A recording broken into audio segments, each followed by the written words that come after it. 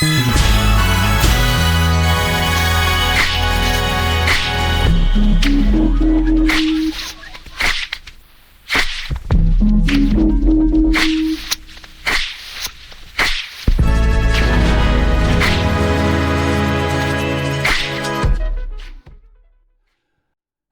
and welcome back to This Week in Hell. First up, we have a bit of an update to the Iman Khalif story. I got it right this week. She's suing J.K. Rowling and Elon Musk. This one actually comes in from Variety, among other sources. Nabil Bouri, Imani's Paris attorney, has confirmed that both J.K. Rowling and Elon Musk have been named in a criminal complaint filed with French authorities. It is speculated that jail time and a hefty fine could be on the cards, but if we're being completely honest with ourselves, although it would be a nice bit of schadenfreude to see both of those people get their comeuppance, neither of them is going to do jail time. It's just not going to happen.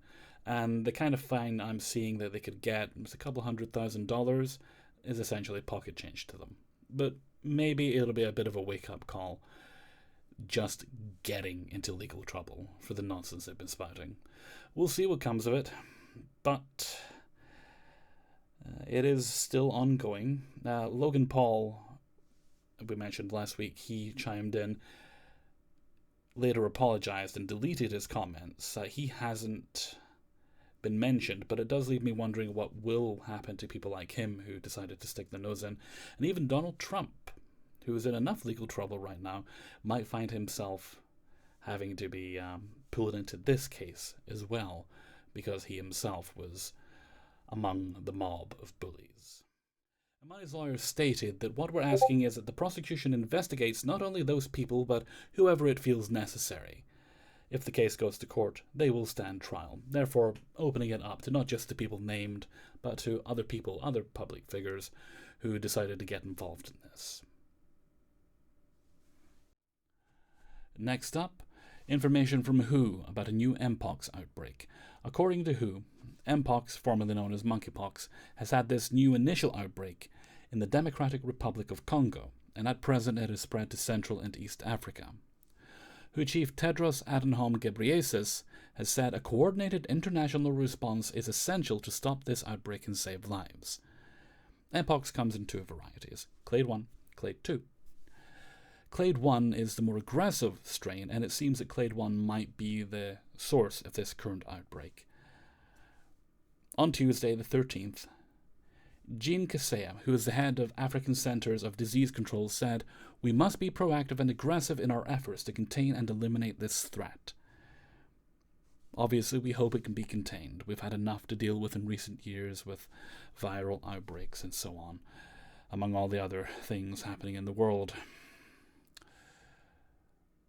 Let's just hope it can be contained, and that those currently suffering from it make a full recovery.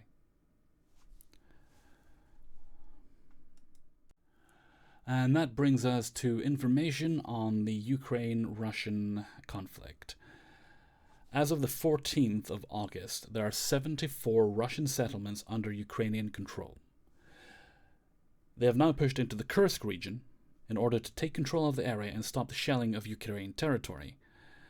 Ukraine's foreign ministry spokesperson has said that this move is a result of more than 2,000 strikes launched from the region. In addition to that, a military office has been set up in the Kursk region. Its intention is to maintain law and order.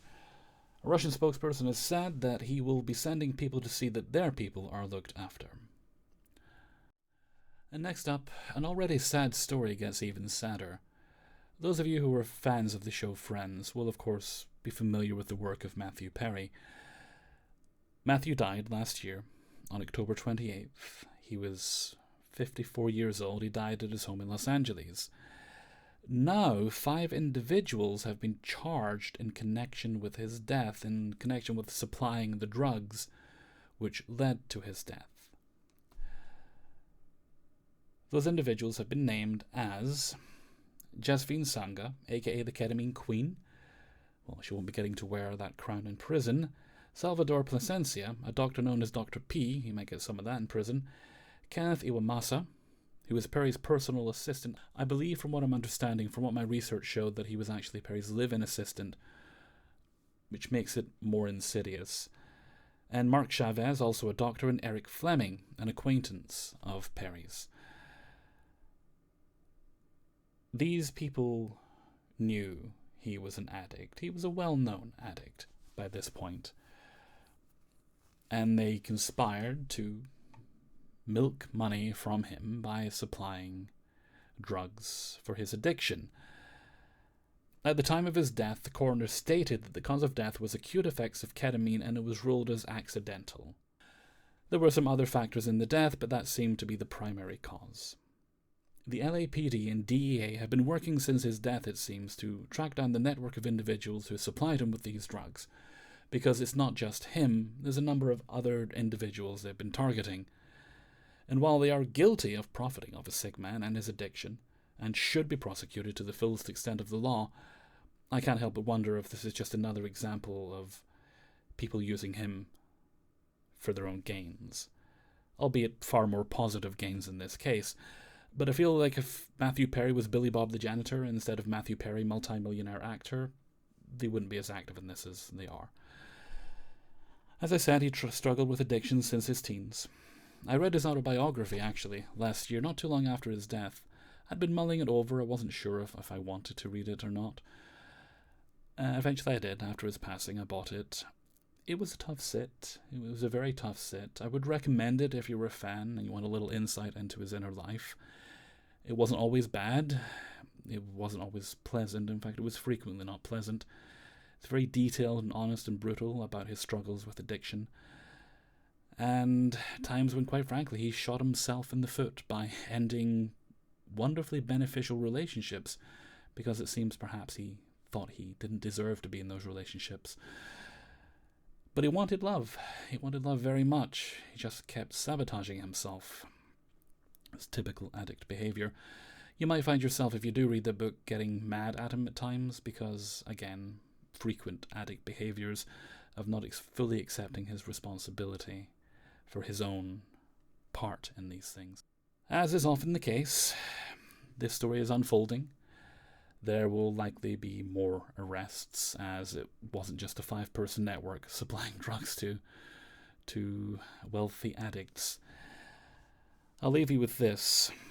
In court documents, there was a text exchange between the two doctors saying, "I wonder how much this moron will pay." To which the second doctor, Chavez, responded, "Let's find out."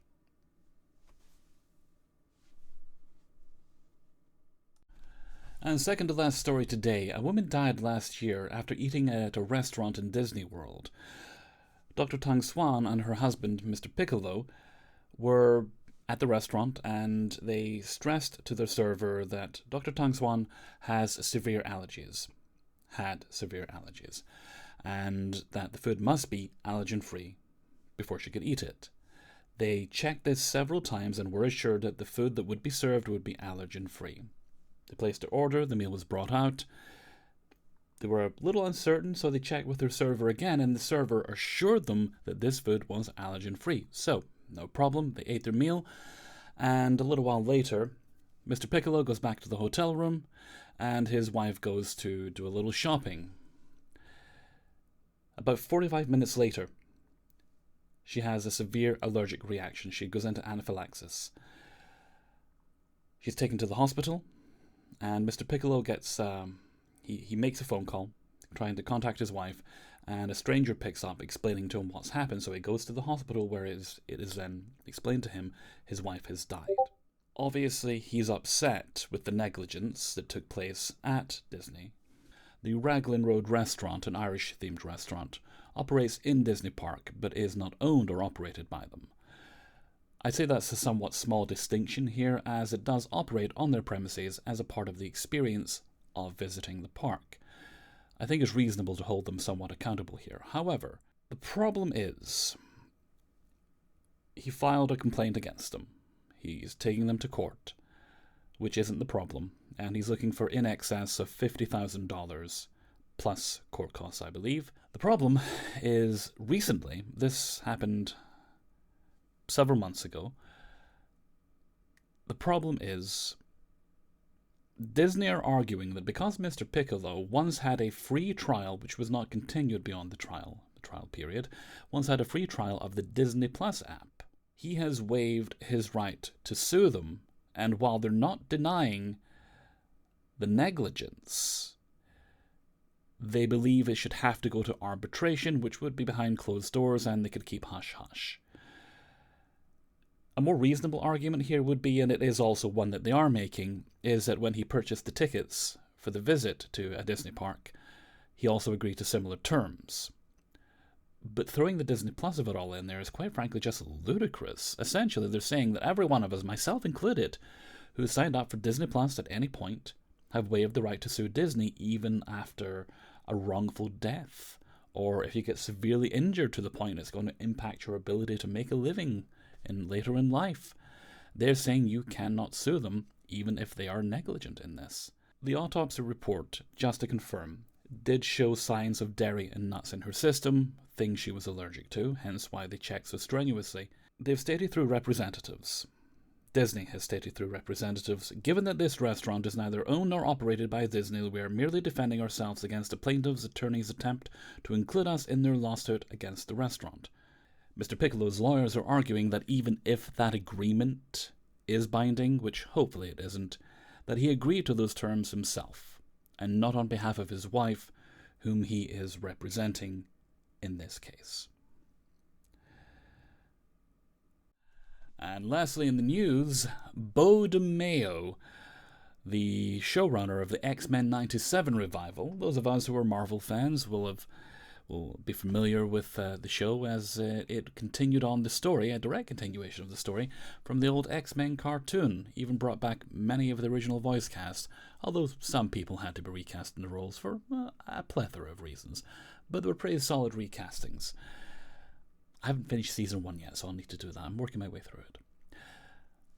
It emerged a little while back that Beau DeMayo had been let go and would not be continuing on with the show as it went into season 2.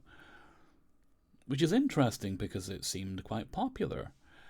Well, he put out a statement, I think it was just yesterday. I'm recording this. Let me just check the date for y'all here. I'm recording this on the 16th of August, so he put out a statement on his Threads account yesterday stating that he was fired for the innocent crime of doing some fan art of what I believe was meant to be himself as a sexy X-Man. Nothing lascivious, you'd see more on a beach being exposed, quite frankly, in celebration of Pride Month.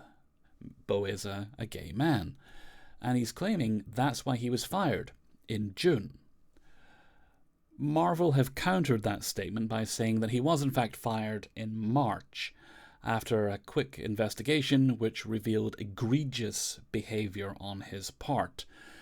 The details of that egregious behaviour remain unsubstantiated at this point, but using that word is quite evocative. I don't think you'd use that word unless there was something of a particular nature going on, and word coming out now does suggest that there was indeed inappropriate behaviour going on. But right now, you've got their word and their lawyers and their investigation, and you've got his word, where it seems they can't keep their dates lined up. I will fill you in more on this as more becomes available, but it just popped up in my feed as I was getting ready to wrap up the video for the week, and I did want to include it. On screen now is the sexy X-Man that he claims got him in trouble. Well, he could have just, if he's guilty, he could have just shut up and took the win that he got away with it, because that seemed to be what Marvel was going to do in this case. But he chose to speak, so now they're speaking, and it doesn't look like it's going to go his way. As I say, we're still looking for more information on this. We need things to be confirmed, things to be substantiated. Right now it's just a he said, they said situation. I always believe when accusations of really any kind come out, unless it is just a cut and dry case where it is proven that they did it, they've admitted they did it, have at it, have a field day. I generally believe in holding off on forming a solid opinion until more information is available. And I think that's a smart thing to do here. We don't know for sure that Beau's guilty of doing anything, but the suggestion is that he might have been. There's another story unfolding right now, and surprisingly it's not been picked up much by mainstream media. I may do something, not necessarily a news video, because this one did actually affect me on a very emotional and personal level. The author Neil Gaiman has been accused of, at best, questionable judgment, at worst, criminal behaviour. And in that situation, he's admitted to some of the things he's been accused of, so he's certainly guilty of being a creep. But how much of a creep is what we're waiting to see. So, as I say, I may do a video speaking my own thoughts on that matter, but that's also unfolding. More information's coming out. He's not said much beyond the initial admission of some things, denial of some other things, or questioning the interpretation of events that the women making the accusations are making. But there are more and more women coming out regarding the Gaiman situation, so I'm kind of leaning towards yes, but I don't know. So as always, we hold off, we look at the evidence, we look at the facts, and then we make our own judgments. As a fan of Gaiman's work, however, that rattled me. But I'll say more on that if I do a more detailed video on it, because the shine was sort of off the star for him, with me a little bit. But wait and see. We should always wait and see, and then throw the book at them when it turns out they're guilty, because more often than not, they are guilty, aren't they? It's not to say that people can't turn out to be innocent. It has happened, but they're usually guilty. And before we go, let's take a look at the In Memoriam section and see who we lost this week. Greg Kihn, from the Greg Kihn Band, singer-songwriter, famous for his songs Jeopardy and the Breakup Song. I hadn't actually heard the Breakup Song until I saw his passing. It was pretty catchy, pretty fun. I enjoyed it. He passed away from complications from Alzheimer's on August 13th. He was 75 years old. Also, we lost Gena Rowlands. Gena was an actress best known for roles such as A Woman Under the Influence and Gloria in 74 and 80 respectively, both of which earned her Academy Award nominations. Most recently, she was in a short film called Unfortunate Circumstances. I don't know what that was about, but there were circumstances, and they were unfortunate. She was married to John Cassavetes up until his passing in 1989, and is survived by her children Nick, Alexandria, and Zoe. She passed away from complications from dementia at her home in India Wells, California.